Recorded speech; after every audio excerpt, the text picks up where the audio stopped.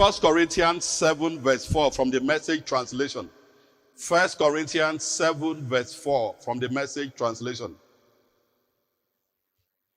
Marriage is not a place to stand up for your right.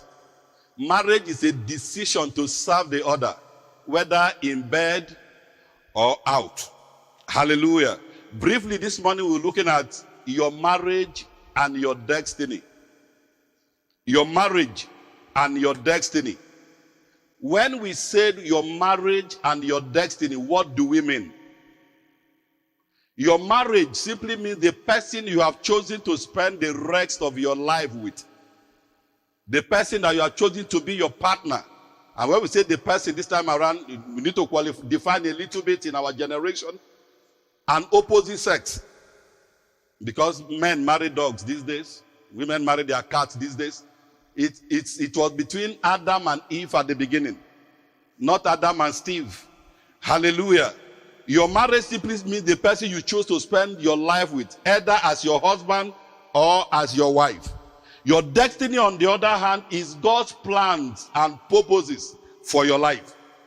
It can also mean your dreams and your aspirations in life. One of the major persons that will affect God's purpose and plan for your life the most is the person you choose to spend the rest of your life with. Nothing will affect your destiny. No one will affect your destiny much more than your spouse. How well you go in life to a large extent is dependent upon who you are married to. They have the capacity to make or mar your destiny, the person you get married to. You know, as a young preacher in the university, out of my passion as a young Muslim convert, I was preaching so passionate and sharing everything until one other very senior colleague, a student who was already a pastor older than me, called me one of those days and said, as a preacher, you don't share your temptations. You share only your testimonies. And that's why people look at pastors like superstars. Because they share only their testimonies, they don't share their temptations. That's how I was taught. That's how I was groomed. And it seems as also if in marriage, it seems as if married couple are also told the same thing.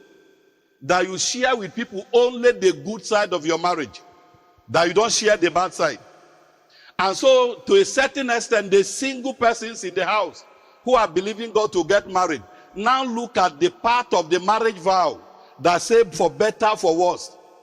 And it seems to them as if the people who crafted that vow are either stupid or narcissistic.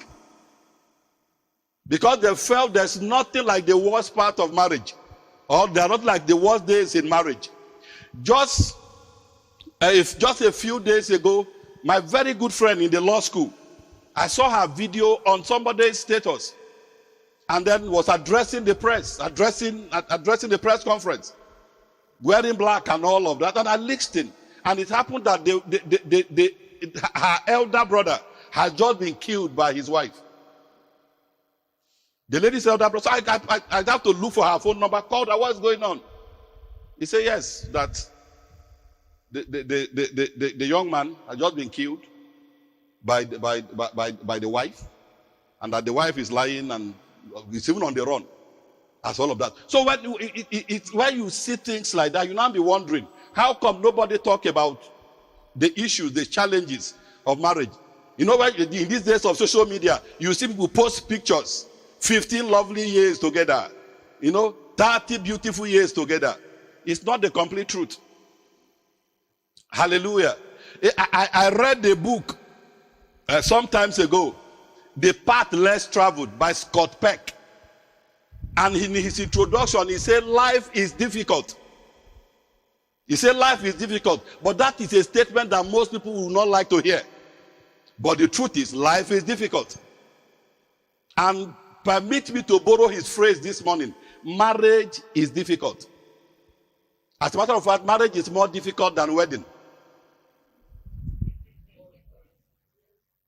Hallelujah. Marriage is more difficult than wedding.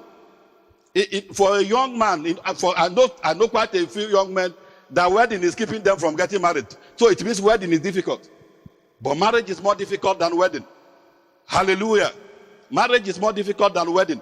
Somebody, I read a material by someone who I'm very sure doesn't like marriage. He said marriage is made up of 3 cycles. He said the first one is an engagement ring. The second one is wedding ring. And the third one is suffering. Suffering. And all of that. And now, this brings me to where I am actually trying to go this morning. What will you do to make your own marriage to be different? What will you do to make sure that your own marriage is not like the marriage of the person we talked about in the video? Or the marriage of the person that this other person is talking about? I want to use the Bible as a manual to point out some of the fundamental things that can guide. They say when the purpose of a thing is not known, abuse is inevitable. Abuse is abnormal use. It's like using the hammer to wash my car. The result will not be very palatable. Hallelujah. And one other thing that we must know about life, I have re-echoed it in this house on a number of occasions. Everything that God does and life itself is guided by principles. It's guided by principle. And if we follow the principle, following the whole thing becomes easy. You cannot break a principle and not expect them to hurt you. God has principle for marriage. God has foundation upon which he arranged marriage. Like if you look at Genesis 2:24-25, that's where I will anchor more. Genesis 2:24-25. Those are the foundational principles that guide marriage. Therefore shall a man leave his father and his mother and shall cleave unto his wife, and they shall become one flesh. 25. And they were both naked, and the man and his wife, and they were not ashamed. They were both naked, and they were not ashamed. Hallelujah. But he said, who were the people who were both naked? The man and his wife, not the man and his girlfriend, not the man and his fiancé. Hallelujah. If you don't understand the principle of cause and effect and how it works, you will think that you can just do things and go through life without consequence. Things in life have consequence. Hallelujah. Things doesn't work out themselves. The way you break the principles, you break the rule, you do things the way they shouldn't be done. And funny enough, both the things we did before marriage and the things we are going to do after marriage affect our marriages. The things we did before marriage and the things we will do after marriage affects marriage. That's why some people just wake up one morning and feel that their marriage, probably they are married to the wrong person. You are not married to the wrong person. Probably you are not treating the right person right. Hallelujah. You are not treating the right person. I heard a story about a man who was flying on the particular flight, and then the lady was seated beside him. And the lady was wearing her wedding ring on the wrong finger. And then the man talked to the lady and said, "Why is your wedding ring on the wrong finger?" He said, "Oh, bro, sorry, I married the wrong person." Even if you married the wrong person, if you decide to treat the wrong person right, your marriage will work. How were the wild animals domesticated? It was by love. It was by love. And there's also a way, I learned it in marriage. When by that Ephesians, where it says, wife submit, husband love. No matter how bad a man is, there's a way a woman will submit to him. He will love the woman. And no matter how bad a lady is, there's a way a man will love her. She will submit. You can love a lady into submission, and you can submit to a man into loving you. Hallelujah. If you violate the principles of marriage, it will violate you, but God forbid. God created marriage on laws of his word and his kingdom. From the scripture, we quickly pick out just one principle because of time and the weather that we are under. But before I do that, I want to assure you that your marriage has 100% chance of doing well. Your marriage has 100% chance of doing well. Hallelujah. Don't be afraid of marriage. if you do it God's way. Hallelujah. Principle number 1 is the principle of priority. He said a man shall leave his father and mother. And when he say a man, this one permit me to say a lady also shall leave. Both parties are supposed to leave. To leave don't mean that you become hostile to your parent. It does not mean to become hostile to your friends. It means your priority changes. To leave means your wife becomes number 1. Your husband becomes number 1. And I have found out from both experience and studies that marriage will not do well in any other position apart from number 1. Your marriage will never do well in any other position. It won't do well in number 2. It won't do well in number 3. It won't do well in number 4. It will only work well if it's number 1. You know, and in marriage, this is talking about number 1. Jealousy is legitimate. A reasonable level of jealousy is legitimate in marriage. Praise God. You know, some persons will shout, he's too possessive. She's too possessive. Yes. In marriage, he has the right to be possessive. As a matter of fact, if he is not jealous or she's not jealous, something is not right. God himself speaking in Exodus, he said, I'm a jealous God.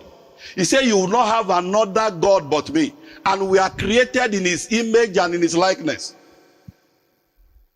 Hallelujah.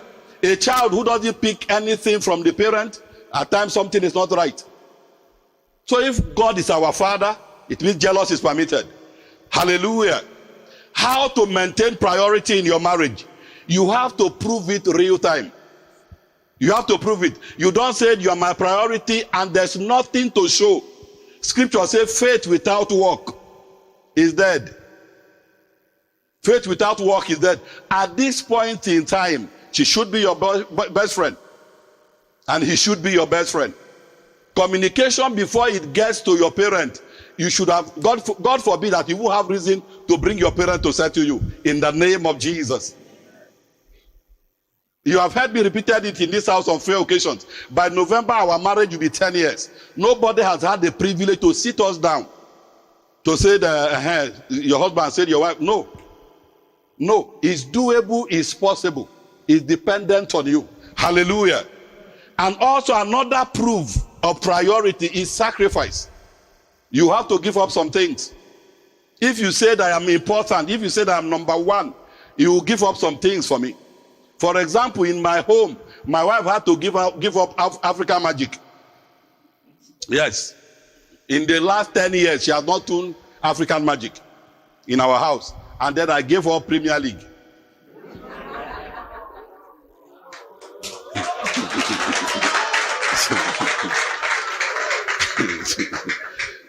Hallelujah. It takes 2. Because Bible says we should be careful. He said whatever things are true, whatever things are of good report. I don't see too much good report. The report from African Magic is even so bad now that even federal government is complaining. That the level of ritual in the country is because we are watching it on television. Even though the Nollywood people too replied. But that people are not seeing corruption from African Magic that they see from. But some of the things they portrays there, how mother-in-law will package juju, how just as you watch them, life is garbage in, garbage out. They say, your husband, if you come up and he's holding his suit 2 times, it means something is wrong. Maybe there's lipstick on the suit. That's why he removed it. And then your husband unconsciously, innocently, was maybe because of heat, removed jacket. You say, you see, they told us, but that is not what is supposed to be. Feed yourself on the word of God. Feed yourself on the word of God. Because you can't keep feeding on the wrong thing and it will not produce after a while. It will produce after a while. It will produce after a while. It's your responsibility to have the kind of marriage that will honor God and also give you peace. In a home where there's no peace, there can't be creativity. It takes peace to be creative. It takes peace to think. It takes peace to think. Those who don't have peace can't think well. They can't think well. And in this house, as I have always shouted it, I said, I will recommend husbands here. I will recommend wife here. Before you came, during the first service, I said something. I said, even in this service, there are people here who are finer than your wife. There are also people here who are more handsome than you. But your commitment is from today and for the rest of your life to remain the finest. Hallelujah. Hallelujah. And funny enough, your husband is actually extremely gorgeous. Hallelujah. Yeah. It's actually from, it's from Kogi. I'm from Kogi. So, but beside that, there will be people who are taller than him. Every man who is tall these days is fine. People like us, God help us. Praise God. So, hallelujah. So, but for the rest of your life, this is the finest man on earth. This is the finest man on earth. Because in our generation, we have come to trivialize things that God value. Adultery is so bad that it makes the top 10 on God's list.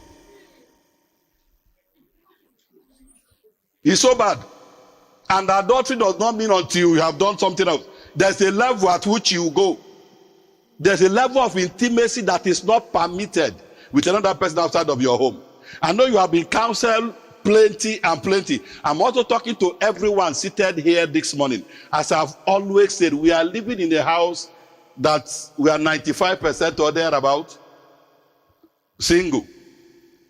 Life will give you eventually what you sow. So it's our responsibility to sow what is right. Praise God. As I said a while ago, nothing will affect your life much more than who you marry. And that's why I've always counseled in this house, know God for you. Don't wait until the time is when it's time to marry that you now learn how to hear God. Praise God. You should know you are a child of God. You should be able to hear God effortlessly. You should develop your fellowship with God that you can hear him. From this place down to the reception, you see all manner of people. Some persons will come today asking for your phone number if possible. It's not a bad thing. But it's also possible that as the person is asking for your phone number, as you are looking at his face, you just see a vision. And then as you're asking for the phone number, you step back a little bit. You say, Saba, what of Jumai, what of Salamatu, what of Sadia? The guy will be confused. Because God won't allow you to fall into wrong hands. It's also the same thing with the lady. Maybe as a guy, as you are looking at the lady, you want to be carried away. That will show you a small glimpse. And then you're like, wow, who will be this? Hallelujah. Don't live your life. Marriage is, I'm a lawyer by the mercies of God. So I sit behind the table there to talk with people about marriage. People come, we're in court. Was it on Tuesday? We were in court. And one very notable billionaire in this country that I respect a whole lot, that is enjoying his family, that social media, God will grant you wisdom. Yes, he posted pictures on social media celebrating his family in court. And SAN was in court over one of his marriages that they are scattering. And he's a Christian. So I was wondering, who is the other person on social media? And then who is this person that is appearing before us in court? You hear stories. People just married after 3 months and they say they want to scatter. What are you scattering? What were you looking at when you were getting married? Praise God. Marriage is not a tea party. You heard the illustration I gave us here, not this life story about the young lady who was waiting at the airport. While he was waiting at the airport for whoever she was waiting for, he saw a middle-aged man, smartly dressed, among the people who just arrived. And another middle-aged woman ran up to go and hugged him. And the way they hugged themselves and pecked themselves at the airport, the young lady was carried away. And she ran to them. He said, I perceive you guys are couples. They said, yeah, they are. He said, wow, how long have you guys been married? No, he asked, how long did this young man, your husband, travel? The lady said, 3 days. He said, just 3 days and you are all over him like this? And then he looked at them again. He said, how long have you been married? He said, 15 years. He said, wow, 15 years, 3 days, and you are excited? He said, how I wish my marriage would be like this. And the lady said, you don't wish, you work for it. You work for it. You work for it. Inside every man, there's a king. Inside every man, there's also a kid. Whichever one you walk on will respond to you. If you speak to the man as a king, he will treat you as a queen. If you speak to him like a kid, he told you to Muhammad Ali Jr., your house is upside down. I also shared about T.D. Jakes' wife, Sarita Jakes. He said as a young woman growing up with an auntie, that the auntie's husband and the auntie were always fighting. They always fighting, blood all over the house. And then as she grew older, she now began to observe that they paid them in America every weekend. So he said as the man take his salary every weekend, he goes straight from there to the beer parlor. And then he comes back home drunk. And then the auntie start insulting him from the gate. And then the man pounds up, beating the auntie up. And then he said he realized that all the auntie needed to do was to shut up. That after a while, the man being drunk will sleep in his stupor. And there will be peace in the house. But the auntie won't keep her mouth shut. And that she learned from those people's marriage never to be a mouthy woman. That she learned to keep her mouth shut. She learned to keep her mouth shut. You are planning to get married. Don't sleep with every available person you see. It will hurt your marriage. If you read through scripture, every time Bible talk about single women, in the Bible talk about, he called them virgin. Because they are supposed to be virgins. This sounds like a funny statement now in our generation. And when we say men, it's supposed to be men and women. I said it here before that nothing destroys creativity like iniquity. Because your mind can't put two things together at the same time. You can't be thinking of immorality and be thinking of being creative. And to be in Nigeria and not be godly, I sympathize with you. A country like ours, that you need the leading of the Holy Ghost, not just to enter a car, even a train. You need to be guided. You need to be guided. Don't play prank. Don't play prank with your Christianity. Don't joke around thinking that life is not a tea party. Hallelujah. One more time, I want to say congratulations to Mr. and Mrs. The Lord bless you. The Lord keep your home. The Lord preserve you in the name of Jesus. But in 1 minute this morning, with every hair bow and every eye closed, it's the day of their own wedding. It may be the day of your own salvation. You are here this morning. You have not given your life to Jesus yet. The foundation for an extremely good marriage is first marriage to Jesus. If you are here this morning, you desire to become a Christian, you just lift your right hand above your head. We say a simple prayer with you. I did mine on the 14th of March 2000 as a 19-year-old Muslim teenager without direction. And God has been extremely kind to me. You want a new direction for your life with Jesus? Your right hand above your head as we say a simple prayer with you. God bless you, my sister. That's how to be a big girl. God bless you. God bless you. Any other person? Your right hand above your head. Don't bother about who you came in here with this morning. Set your life right with God. And the rest will be stories. Set your life right with Christ. And he will take care of you. He will make your marriage work. He will bring your spouse. He will take care of you on every side. For those whose hands are lifted up, all of us will take this together. Lord Jesus, I come to you this morning, acknowledging that I am a sinner, and also acknowledging that you are the Savior. I accept you this morning as my personal Lord and Savior, Jesus. Save me from my sin and grant me the grace to live the righteous life for the rest of my days. Every foundation in my life which is contrary to yours, I break this morning in your name. In the name of Jesus. And so, Father, I pray for everyone who is surrendering their life to Christ this morning. Lord, you said those who come to you, you will no wise cast away. Lord, we ask that you establish these ones in you and help them to walk with you for the rest of their days. For in Jesus' mighty name we have prayed.